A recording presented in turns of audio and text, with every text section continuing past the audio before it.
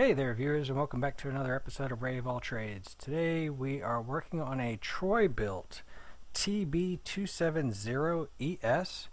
A great friend of mine dropped it off, his daughter's lawnmower. The front wheel drive was not working.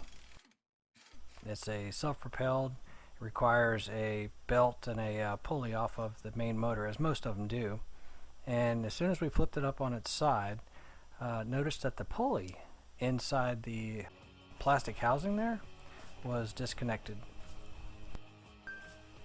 Come along for the diagnosis. Let's see what we find, see how we can fix it, and get them back operational again. After all, it is grass growing season.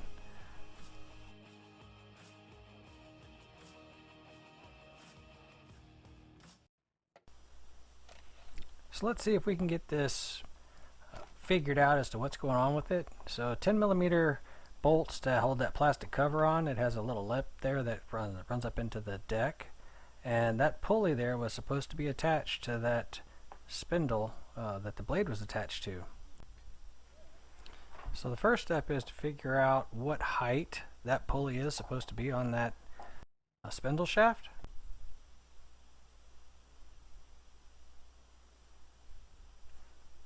Appears to be a fairly clean break.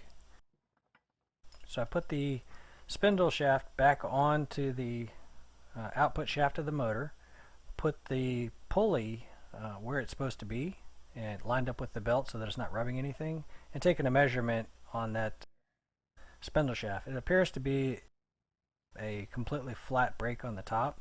I'm guessing there was some sort of a tack weld there originally. I don't know what the new replacement part looks like. So the general rule of thumb is if a magnet sticks to the metal, it's usually weldable. So a magnet stuck to the pulley and to the spindle shaft. I used the ground rod, or the ground connecting clamp of the MIG welder, to hold the pulley basically flat on the shaft so that it had a 90-degree angle. And then I put a couple of tack welds on there and then just circle it around with the MIG welder, trying to focus most of the heat to the outside edge.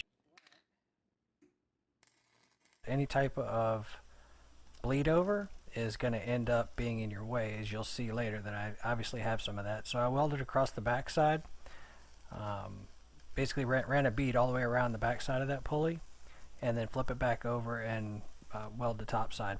So after I had it tacked, I made sure that it was sitting square, because you want it to be as flat as possible, and you also want it to be centered on that shaft as best possible too.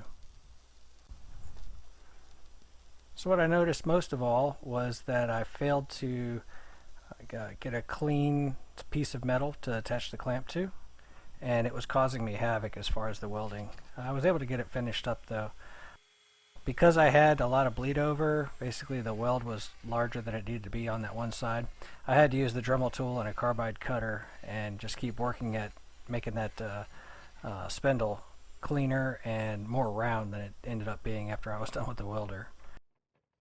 Fun anyway. It took me several tries here. I think on the video we show one, but it took me quite a few tries of pulling it off, putting it back on, grinding a little more, putting it back. The belt's not stretched or anything, and doesn't have a whole lot of runtime on the mower itself, as you can tell by the wheels. That plastic shroud is keyed to go over the spindle itself, and then the lip actually goes up into the body of the mower, locks the front end. Replace the two 10mm bolts that we pulled out earlier, using an impact driver. Doesn't have a whole lot of torque going on. Generally, just keep an eye on it. If you're doing it by hand, again, it's not bone crushing tight. You just want to fasten it so that it's not, doesn't slip off. And since we're underneath here, might as well go ahead and sharpen up the blade. If you guys got anything out of this video, if you enjoyed watching it, give me a thumbs up. It really helps the channel. Subscribe helps even more. And thanks for tuning in, and thanks for watching. It turned out to be a pretty simple fix, and tried to make a quick video out of it in spite of having a freshly ripped pair of jeans. Hey, thanks for watching, guys.